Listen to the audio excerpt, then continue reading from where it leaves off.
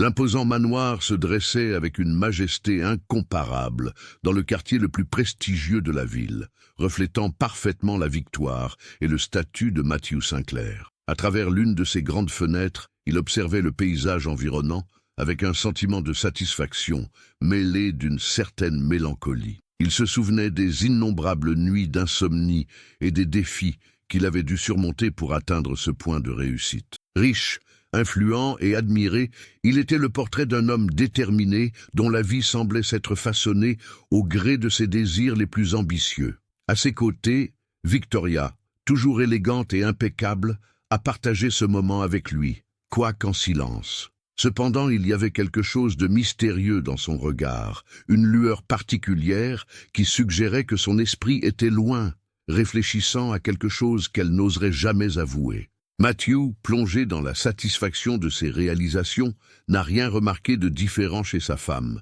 Lui, complètement absorbé par son propre contentement, ne pouvait pas imaginer les pensées qui lui traversaient l'esprit. « Est-ce que c'est le paradis ?» a-t-elle demandé, sa voix douce et douce, comme une mélodie enveloppante, presque irréelle. Matthew sourit chaleureusement, déposant un doux baiser sur ses lèvres, avant de répondre avec calme et confiance. « Oui, Victoria, tout ce dont j'ai toujours rêvé. Et le meilleur de tout, cela ne fait que commencer. » Il avait bâti sa fortune au prix de beaucoup d'efforts et de sacrifices, mettant de côté les moments de repos, les relations personnelles et même les liens affectifs. Victoria, même si elle admirait sa ténacité, commençait à sentir une distance grandissante entre eux, un vide qu'elle ne savait pas comment combler. « Ce soir, nous allons dîner dehors. J'ai fait une réservation dans votre restaurant préféré, » annonça Matthew avec enthousiasme, essayant de montrer à quel point il se souciait de lui. « Tu mérites le meilleur, Victoria. » Elle sourit légèrement, mais quelque chose dans son regard, presque imperceptible, révélait une trace de mépris qui passa inaperçue à ses yeux. Matthew, absorbé par les exigences de son travail et avec son téléphone portable constamment à la main, n'a pas remarqué la subtile froideur de sa femme. Pour lui, Victoria était la femme parfaite, belle, sophistiquée et toujours à ses côtés à tout moment. Cependant, ce qu'il ignorait, c'étaient les sentiments d'angoisse et les ombres qui planaient sur elle. « Tout cela, Victoria, est pour nous, » dit-il, en la regardant avec tendresse alors qu'elle ajustait un collier de perles devant le miroir, « pour vous garantir la meilleure vie possible, en toute sécurité. » Elle répondit avec une douceur déguisée, sa voix presque neutre. « Je sais, Matthew, j'ai vraiment beaucoup de chance. » Alors que Matthew croyait qu'il lui fournissait tout ce dont elle avait besoin, vivant dans l'illusion que sa vie était complètement stable, Victoria cachait de sombres projets qui se préparaient en secret. En partenariat avec Charles, le frère cadet de Matthew, elle préparait quelque chose de dangereux. Ce soir-là, elle lui a dit qu'elle allait aller au cinéma, mais que sa destination était différente. Elle se dirigea vers un parking isolé, loin du manoir, où Charles l'attendait. Il était adossé à un poteau, avec un visage sérieux et un air calculateur. « Est-ce que tout est en ordre ?» a-t-il demandé d'une voix basse et contrôlée. « Oui », répondit Victoria, vérifiant soigneusement leur environnement pour s'assurer que personne ne les voyait. Le lendemain matin, Matthew avait un rendez-vous important, et tout était orchestré pour que cela ressemble à un accident. Charles, avec un sourire froid sur le visage, a déclaré « J'ai déjà endommagé le système de direction de la voiture. Il n'y aura aucun soupçon. Cela semblera comme quelque chose de complètement inattendu. » Victoria hocha la tête, satisfaite du plan en cours d'élaboration. Cependant, ce qu'aucun d'eux ne savait, c'est que dans ce parking vide, il y avait un témoin inattendu. Trevon, un enfant des rues, était là pour se mettre à l'abri du froid de la nuit. Il s'est caché derrière un véhicule et, sans que Victoria et Charles le sachent, il a entendu toute la conversation, chaque mot du complot. Ce qui semblait être un plan sans faille a commencé à devenir incontrôlable, car un secret, aussi bien gardé soit-il, restait rarement caché pour toujours. Cette rencontre fortuite pourrait être la clé pour renverser tout le jeu qui était sur le point de se jouer, sans que personne n'imagine les conséquences qui en découleraient. Trevon, avec ses propres objectifs et défis, avait désormais le pouvoir de changer le cours de cette histoire, d'une manière que ni Victoria ni Charles ne pouvaient le prédire. Trevon, malgré sa jeunesse, possédait une perception anti-âge qu'il portait. Son esprit vif et ses instincts aiguisés le rendaient plus âgé qu'il n'en avait l'air. Lorsque la vérité sur ce qui allait se passer lui apparut enfin, quelque chose en lui se brisa. Je ne pouvais pas ignorer ce que je savais.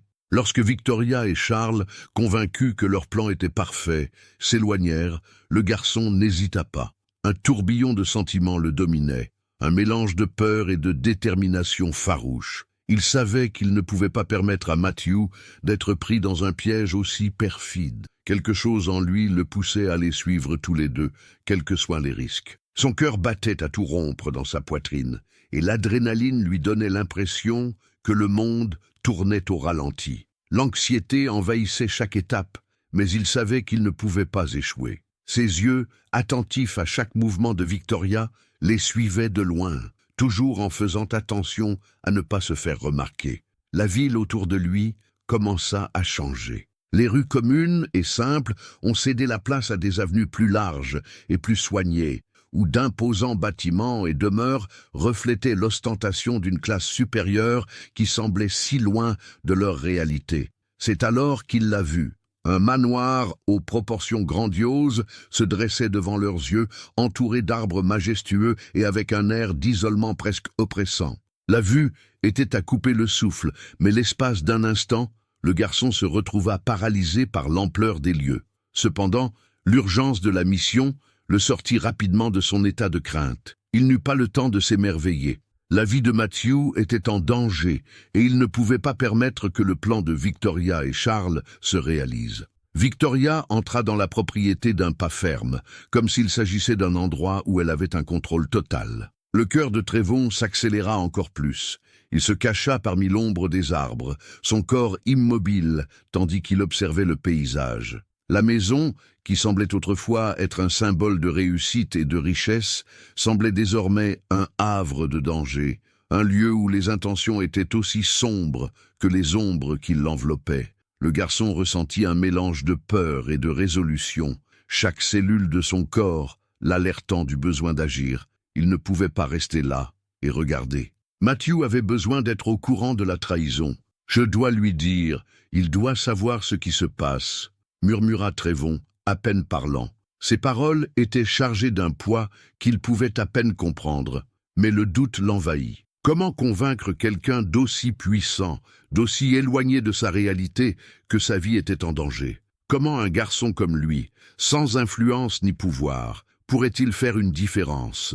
Respirant lourdement, il ferma les yeux un instant, rassemblant tout le courage qu'il possédait. Ce n'était pas un homme, mais ce n'était pas non plus un enfant. Je savais que l'inaction, la peur d'être ignoré ou même rejeté, pouvait être fatale. Le doute persistait, mais sa détermination parlait plus fort. Il avait besoin de faire ça. Le lendemain, juste avant l'aube, Trevon était de retour. L'aube froide lui transperça la peau, mais il la sentit à peine. Le temps semblait s'être arrêté alors qu'il se tenait au bord de la route, observant ce qui approchait. Son cœur était serré et l'anxiété le rendait malade, mais il savait qu'il n'y avait pas d'autre option.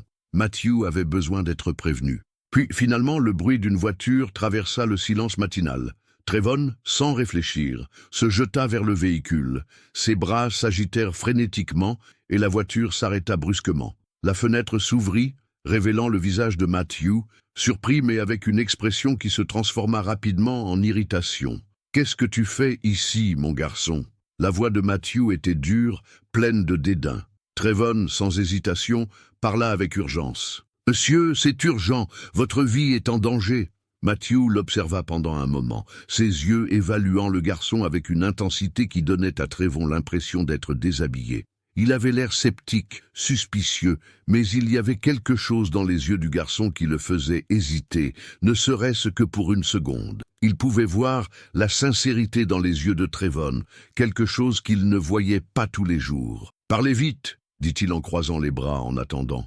Trevon prit une profonde inspiration, sentant la tension monter dans sa poitrine. Il savait que ce qu'il s'apprêtait à révéler allait tout changer, mais l'urgence de sa mission l'obligeait à parler, même le cœur battant. Les mots sortant de sa bouche de manière presque incontrôlable, il dit rapidement « J'ai entendu votre femme et votre frère hier soir. Ils envisagent d'endommager le système de direction de votre voiture afin que vous perdiez le contrôle et que vous ayez un accident. » tout cela pour garder votre fortune.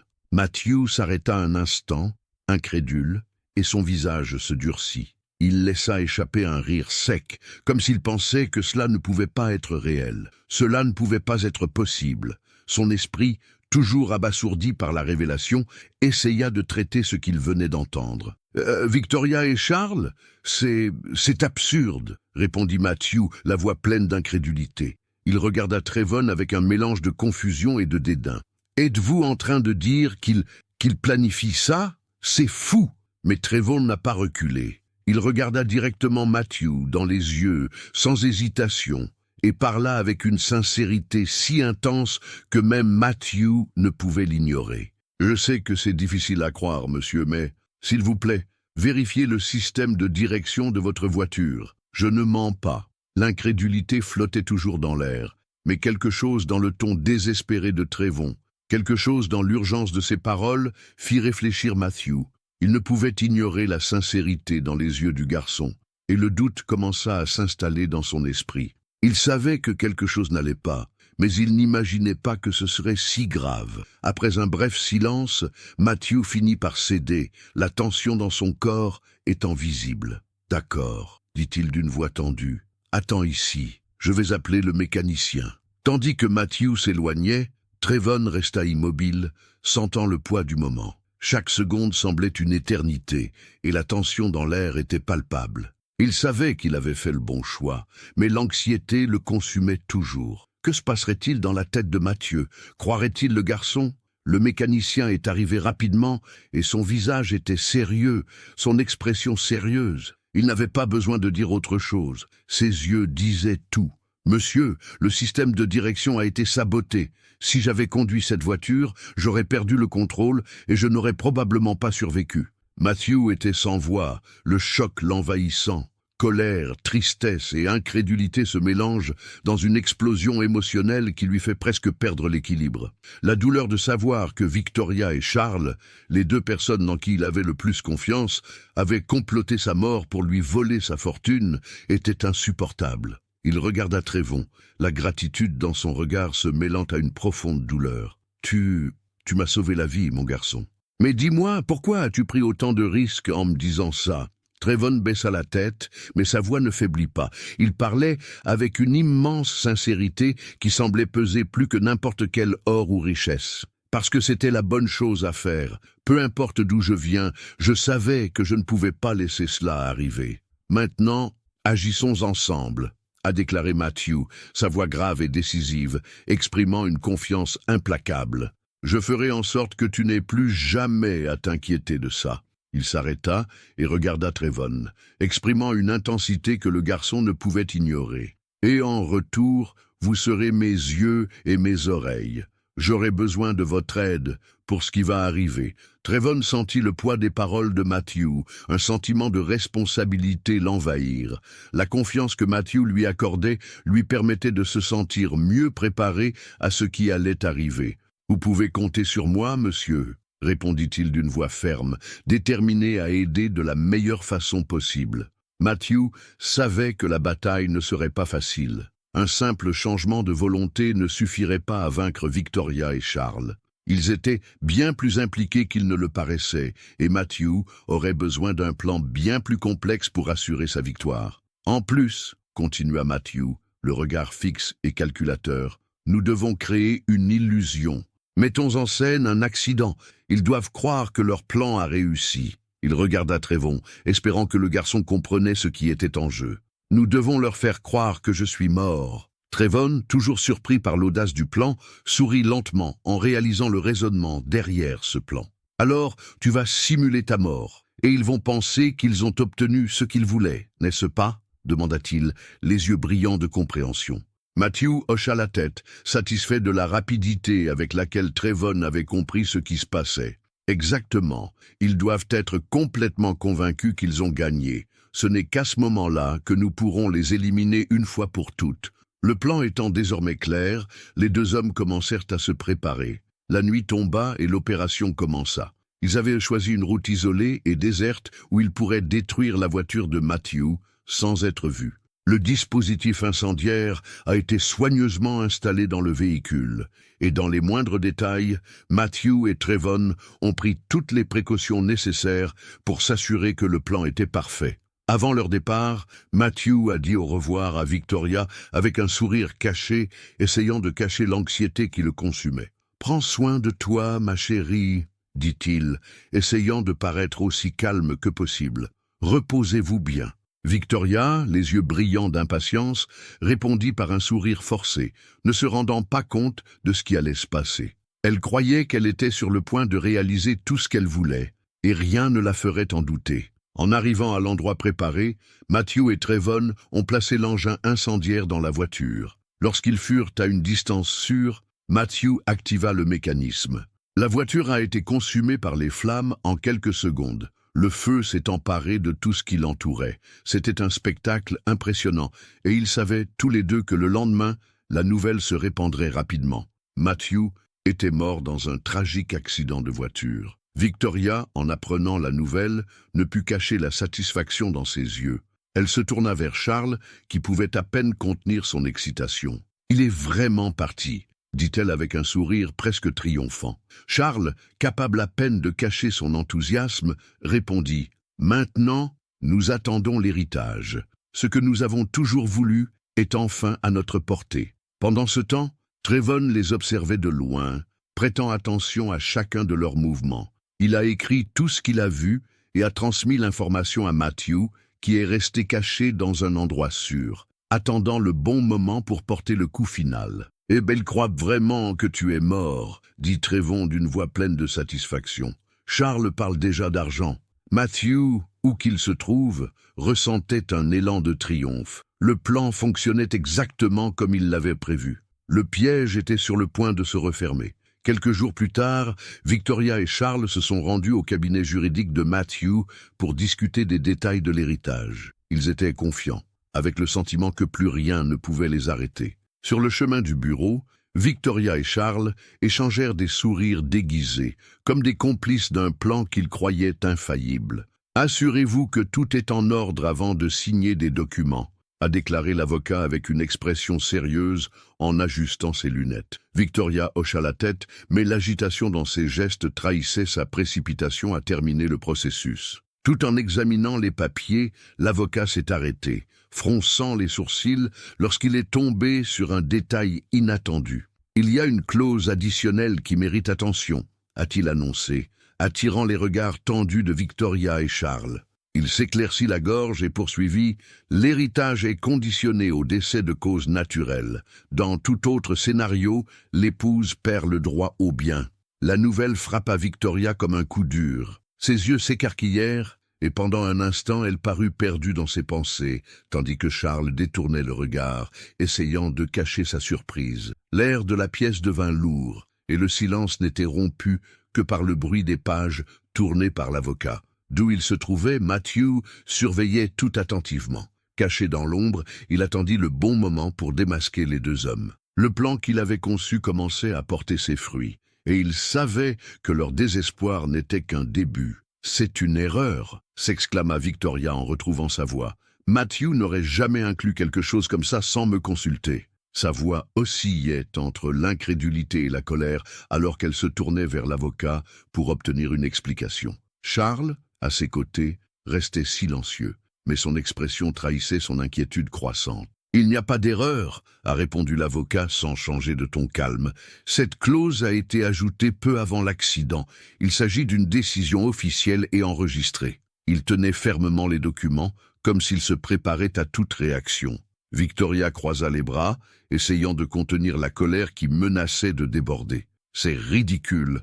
Pourquoi ferait-il quelque chose comme ça ?» La question semblait plus adressée à elle-même qu'aux autres personnes présentes dans la pièce. Charles, évitant toujours son regard, passa une main dans ses cheveux, visiblement mal à l'aise. « Peut-être qu'il avait ses raisons », suggéra l'avocat, la voix impassible. Il n'a montré aucun intérêt pour le débat, se limitant à souligner les faits. Victoria, cependant, n'était pas disposée à l'accepter aussi facilement. « Matthew ne ferait pas ça. Il doit y avoir un moyen de s'y opposer, » insista-t-elle, sa voix prenant un ton plus aigu. Charles a finalement tenté d'intervenir. « Calme-toi, Victoria, dit-il. même si ses mots semblaient creux. Peut-être pouvons-nous résoudre ce problème d'une autre manière. L'avocat, avec un regard perçant, fixa ses yeux sur les deux. La clause est claire et incontestable. Toute tentative de la contourner sera considérée comme une violation des conditions établies. Sa position inébranlable a accru la tension dans l'environnement et Victoria a commencé à perdre le contrôle. Elle frappa la table avec sa main, sa patience atteignant ses limites. « C'est absurde! Je ne peux pas croire que Matthew ferait quelque chose comme ça !» Sa voix résonnait dans la pièce, remplie de frustration et d'indignation. Charles, sans voix, la regardait simplement, incapable de lui offrir le moindre soutien. L'avocat, lui, reste imperturbable. Son regard froid restait fixé sur elle, comme s'il s'était déjà attendu à ce type de réaction. Avant que quiconque puisse réagir, la porte s'ouvrit définitivement. Matthew apparut, accompagné de Trevon, qui gardait une expression calme, presque énigmatique. Le silence dans la pièce était rompu par sa présence, et l'air semblait devenir plus lourd. « Surpris de me voir ?» demanda Matthew, sa voix basse mais remplie d'une colère contrôlée qui semblait transparaître à travers chaque mot. Victoria et Charles restaient figés, les yeux fixés sur lui, comme s'ils faisaient face à un fantôme. La surprise et la peur se mêlèrent dans leurs expressions, et pendant un instant personne ne parut capable de prononcer un seul mot. Trevon restait aux côtés de Matthew, observant la scène avec un sourire presque imperceptible. Matthew fit quelques pas en avant, ses yeux perçants alternant entre Victoria et Charles. « Je sais tout », a-t-il déclaré, chaque mot sonnant comme un marteau frappant leur résistance. « Je suis au courant du plan. Je suis au courant de votre rencontre sur le parking. Et je sais exactement à quel point vous étiez impatient de vous débarrasser de moi et de mettre la main sur mon argent. » Victoria essaya de se ressaisir, mais il était clair que le masque du contrôle était sur le point de s'effondrer. Charles détourna le regard, incapable de regarder Matthew. L'atmosphère semblait électrisée par une tension croissante. « Vous pensiez vraiment que je ne le découvrirais pas ? Que vous pourriez simplement m'effacer de l'équation sans que je m'en aperçoive ?» continua Matthew, sa voix désormais plus coupante, remplie d'un mélange de douleur et d'indignation. Victoria trouva enfin la force de parler, même si sa voix était tremblante. « Matthew, c'est un énorme malentendu. Vous ne regardez pas la situation sous le bon angle. » Il haussa un sourcil, le sarcasme étant évident dans son expression. « Un malentendu ? Alors s'il vous plaît, Victoria, expliquez-moi. Convainquez-moi que ce que j'ai entendu et vu n'est pas réel. » Charles, qui jusqu'alors était resté silencieux, tenta d'intervenir. « Matthew, tu dois comprendre, ce n'était pas mon idée. Victoria m'a convaincu que... » « Arrête !» Matthew l'interrompit, sa voix montant en intensité. « N'ose pas lui rejeter toute la faute. Tu avais le choix, Charles. Tu aurais pu dire non, mais tu as choisi la trahison. » Charles baissa la tête, incapable de réfuter. Victoria, de son côté, commença à montrer des signes de colère, la frustration grandissant dans ses yeux. « Tu ne comprends pas, Matthew, » commença-t-elle, sa voix devenant plus forte. « Vous étiez toujours tellement concentré sur votre travail, sur vos affaires, que vous nous avez oubliés. Vous n'avez jamais réalisé ce qui était juste devant vous. » Matthew fit un pas en avant, sa posture rigide, les yeux fixés sur elle. « Je ne comprenais pas pourquoi je te faisais confiance.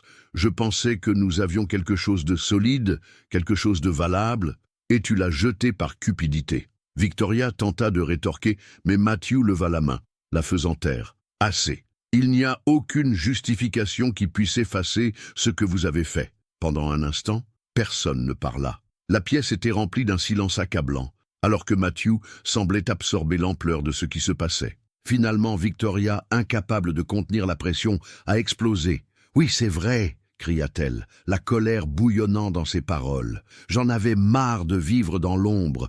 Tu n'as jamais fait attention à moi, Matthew. Tu as toujours été plus impliqué dans tes affaires que dans nous. Je n'en pouvais plus. » Matthew regardait Victoria avec une expression pleine de dégoût, sa colère mêlée à une profonde tristesse qui semblait dominer son être. « Tu as fait le mauvais choix, Victoria. Pensiez-vous qu'en détruisant tout ce qui nous entoure, vous seriez capable de réaliser ce que vous vouliez tant ?» Sa voix était tendue, mais son regard était lourd, reflétant la souffrance qu'il ressentait. Avant qu'elle puisse se défendre ou offrir une explication, un bruit de pas résonna dans la pièce. L'avocat de Matthew, jusqu'alors silencieux, a fait un geste discret, signalant que quelque chose était sur le point de se produire. C'est alors que les deux policiers entrèrent, et le cœur de Victoria et Charles s'emballa, comme s'ils avaient reçu un coup inattendu. « Mathieu, tu ne peux pas faire ça !» Victoria cria, la voix brisée, vaincue par la panique qui faisait désormais rage dans son esprit. « Je t'aimais, Victoria.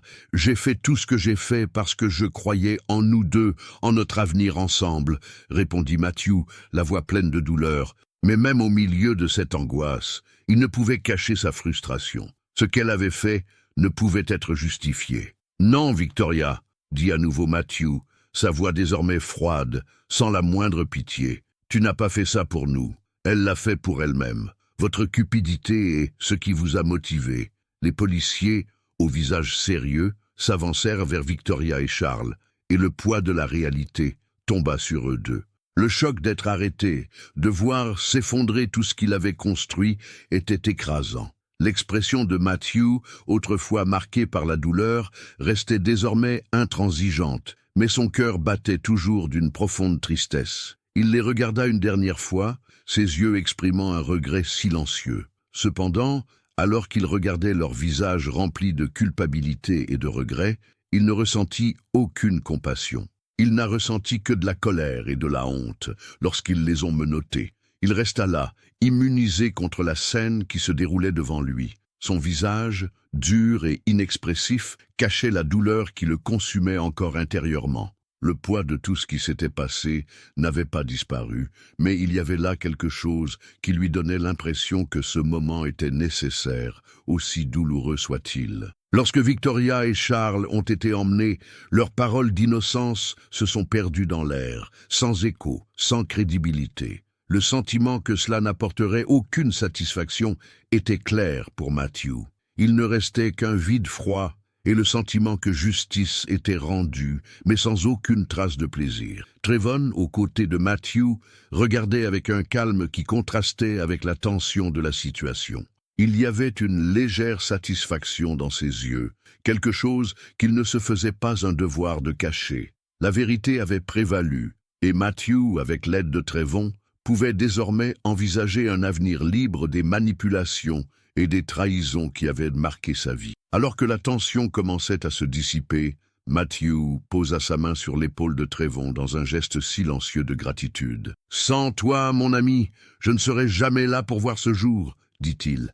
La sincérité dans sa voix étant claire, une profonde appréciation pour tout ce que Trevon avait fait. Trevon, toujours retenu et discret, se contenta de hocher la tête. Mais il y avait quelque chose de plus entre eux, quelque chose que les mots ne pouvaient pas saisir. Un lien fort, forgé dans l'adversité, plus solide que n'importe quel obstacle auquel ils ont été confrontés. Leur amitié était devenue une alliance incassable, un phare de loyauté dans l'obscurité. Après le départ des policiers, Matthew s'est dirigé vers son bureau. Il s'assit sur la chaise, regardant la fenêtre d'un regard lointain. Les émotions de la journée commençaient à s'apaiser, mais il restait une cicatrice, une blessure profonde qui ne se refermerait pas si facilement. Il savait que plus rien ne serait comme avant. La trahison avait changé son essence, le transformant. Cela l'a rendu plus vigilant, plus prudent et plus conscient de la fragilité de la confiance. Il a appris, de la manière la plus douloureuse, à valoriser ce qu'il tenait auparavant pour acquis. Il savait que sa vie ne serait plus jamais la même. La trahison l'avait transformé, le rendant plus prudent et surtout lui apprenant à valoriser la confiance, un bien rare et précieux. À côté de Matthew, Trevon semblait distant, les yeux fixés sur l'horizon, perdu dans ses propres pensées. Il y avait quelque chose dans son expression qui révélait la profondeur de ses émotions, quelque chose qu'il n'arrivait pas encore à pleinement comprendre. Matthew le regardait avec un regard mêlé d'affection et d'admiration, comme s'il reconnaissait quelque chose de spécial chez ce jeune homme. Il fit un geste doux, l'invitant à se rapprocher et à s'asseoir à côté de lui, quelque chose qui semblait si simple, mais qui portait un immense poids de sens. « Vous m'avez donné quelque chose qu'aucun autre être humain n'était capable de m'offrir, » commença Matthew, la voix pleine d'émotion. « Votre loyauté a été la clé pour me sauver et je n'oublierai jamais ce que vous avez fait pour moi. » Trevon, un peu déconcerté, détourna le regard, essayant de cacher la sensation de chaleur qui se répandait dans son corps. Il était difficile de croire que quelqu'un comme Matthew, qui semblait toujours si fort et imperturbable, parlait ainsi. « Je n'ai fait que ce que je pensais être juste », murmura-t-il, avec une timidité qui se manifestait rarement dans sa personnalité. Matthew sourit, et ce sourire était plus qu'une expression de gratitude. C'était un sourire sincère, reflet du lien profond qui se formait entre eux. Il regarda Trevon avec une compréhension silencieuse, comme s'il savait que ce moment marquait le début de quelque chose de nouveau et de transformateur. Il voyait en Trevon non seulement un ami, mais quelqu'un avec un immense potentiel, une lumière qui ne pouvait être ignorée. Quelque chose de grand se déroulait devant lui. Fort de cette nouvelle prise de conscience, Matthew a pris une décision qui allait changer la vie de Trevon de manière irréversible. « Je veux que tu fasses partie de ma famille, Trevon, » dit-il, sa voix ferme, mais remplie d'une douceur inhabituelle. « Je prendrai soin de toi, comme si tu étais mon propre enfant, et je t'aiderai à construire l'avenir que tu mérites. » Trevon était sans voix, abasourdi par cette offre inattendue. Il n'avait jamais imaginé que quelqu'un comme Matthew, avec tout son pouvoir et ses ressources, le regarderait avec autant de respect. Ce qui semblait être un rêve lointain est désormais devenu réalité sous ses yeux.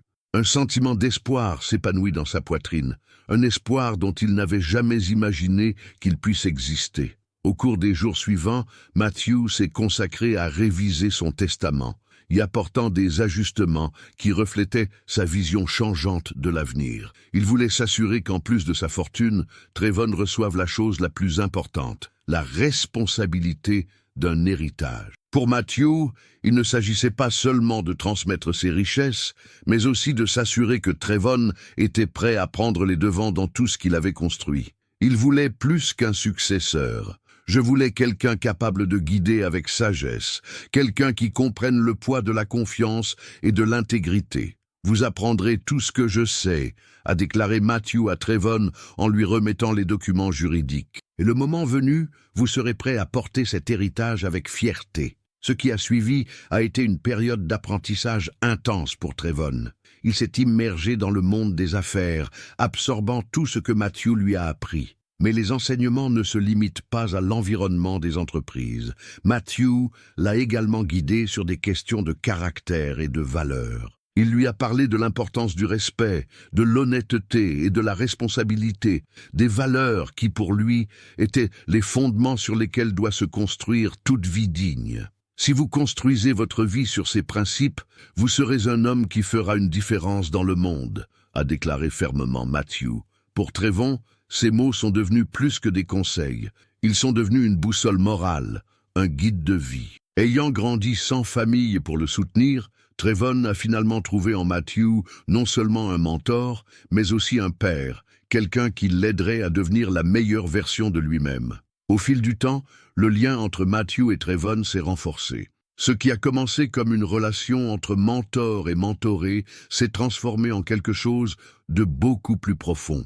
Ils sont devenus une véritable famille, non seulement grâce au lien du sang, mais aussi grâce à leur choix mutuel d'être ensemble et de prendre soin l'un de l'autre. Pour Matthew, Trevon représentait le renouveau de quelque chose qu'il pensait perdu, le but.